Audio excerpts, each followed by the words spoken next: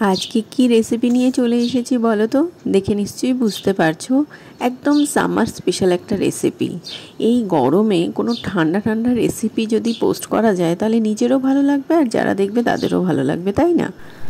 এই গরমে ডক্টররা বলছেন প্রচুর পরিমাণে জল খেতে, নুন চিনির জল খেতে, বিভিন্ন রকমের যে শরবতগুলো হয় সেগুলো খেতে, আর সাথে বলছেন রসালো যে ফলগুলো আছে সেগুলো খেতে। রসালো ফলগুলো খেলে যেটা হবে, শরীর খুব ঠান্ডা থাকবে, আর এই রসালো ফলগুলো শরীর খুব ভালোও করে। এটা দেখেই বুঝতে পারছো আমি কি বানাতে চলেছি। আমি নিয়ে নিয়েছি একটা তরমুজ। এখানে তরমুজটা আমাকে কেটে হেল্প করছে পূর্ণিমা আমাকে কাটাকুটিগুলো করে খুবই হেল্প করে। আর প্রথমে লক্ষ্য করেছো কি না জানি না, পূর্ণিমা একটা সবুজ রঙের নেল পালিশ পরেছে। তো তরমুজের সবুজটার সাথে তো পূর্ণিমার নেল পালিশের কালারটাও যথেষ্ট সুন্দর লাগছে। আমার খুব ভালো লাগে যখন কেউ এরকম সুন্দর করে সেজে গুজে থাকে। আমি নিজেও খুব ভালোবাসি সেজে গুজে থাকতে, কিন্তু সবসময় সাজাটা সম্ভব হয় না। কিন্তু যখন কেউ সেজে গুজে থাকে তাকে দেখতে আমার বেশ ভালো লাগে।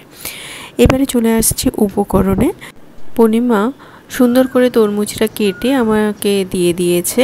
তো আমি তরমুজের সঙ্গে নিয়ে নিয়েছি 1 কাপ মতন টক দই, যেটা আমি বাড়িতেই পেতেছি, আর সাথে নিয়েছি নুন আর চিনি। লবণটা নিয়েছি রক সল্ট, চিনিটাও নিয়েছি পরিমাণ মতন। এবারে গ্রাইন্ডারের মধ্যে, আমার মিক্সি যে জারের মধ্যে আমি প্রথমে নিয়ে নেব তরমুজ। আচ্ছা, আমার ভয়েসের সাথে সাথে ব্যাকগ্রাউন্ড মিউজিকগুলো নিশ্চয়ই শুনতে পাচ্ছ। সকালবেলা উঠে আমার বাড়িতে, মানে আমার যে ব্যালকনি আছে বা যে জানলাগুলো আছে সেখানে প্রচুর পাখি আসে। তো এই পাখিগুলো এত সুন্দর করে সকালবেলা ডাকতে থাকে, খুব ভালো লাগে, মনটা খুব ফ্রেশ লাগে।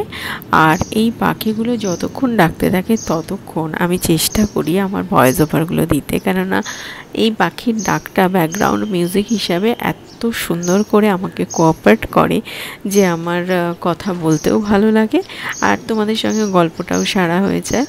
এবারে নিয়ে নিলাম পরিমাণ মতন দই। তো টক দই এখানে যেহেতু বাড়িতে পাতা টক দইটা দেখতে পাচ্ছ খুব সুন্দর করে জমেছে। এই টক দই পাতাটাও আমি একদিন দেখিয়ে দেবো।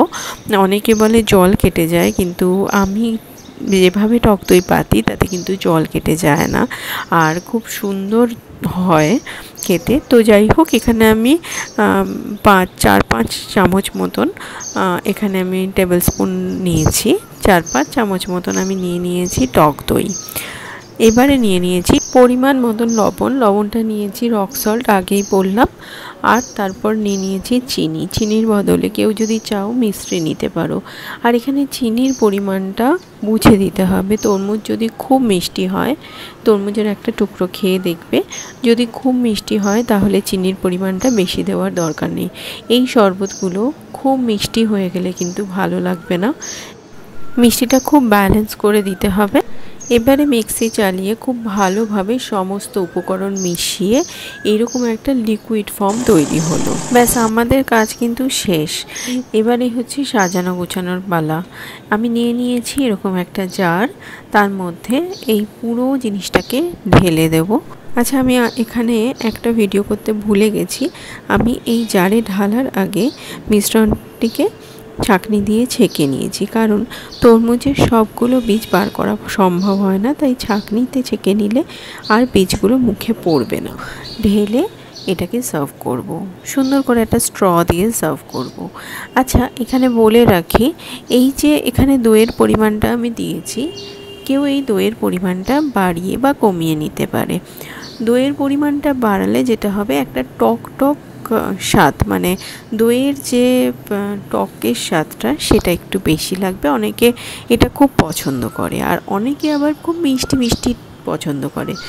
আমি এখানে বরফ দিইনি, কিন্তু 2-3 টুকরো বরফ যদি এর সাথে মিশিয়ে নেওয়া যায় আরও খেতে ভালো লাগবে। আর এখানে আমি দইয়ের পরিমাণটা যে খুব কম দিয়েছি তা নয়, কিন্তু তরমুজটা অসম্ভব মিষ্টি থাকার জন্য এটা স্বাদটা বেশ ভালো লেগেছে।